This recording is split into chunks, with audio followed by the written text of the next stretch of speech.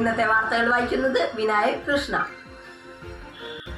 ഒരു ഞെട്ടിക്കുന്ന വാർത്ത. അയൽവാസികളായ 2 യുവാക്കൾ പരസ്പരം സംസാരിച്ചിരിക്കുന്നു. 25 വർഷങ്ങൾക്ക് ശേഷം നടന്ന ഒരു വലിയൊരു സംഭവമാണിത്. നമ്മൾ ഇത് ആരും നിസ്സാരമായി കരുതരുത്.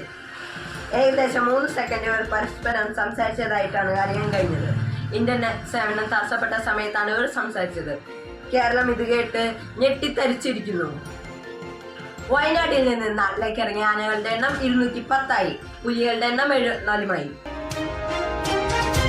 ഒരു പ്രധാന വാർത്തയുണ്ട്. പെരുമ്പാവൂരിൽ ബംഗാളികളും റോബോട്ടുകളും തമ്മിൽ നടുറോട്ടിൽ ഏറ്റുമുട്ടി. കേരളത്തിലെ ജനങ്ങൾക്ക് ആശ്വസിക്കാം. കേരളത്തിലെ പെട്രോളിന്റെ വിലയിൽ നിന്നും നേരിയ കുറവ്. 1 ലിറ്ററിന് പെട്രോളിന് 1,44,000 നിന്നും 50 പൈസ കുറഞ്ഞിരിക്കുന്നു. ഇന്നത്തെ വാർത്തകൾ കഴിഞ്ഞു. നന്ദി, നമസ്കാരം.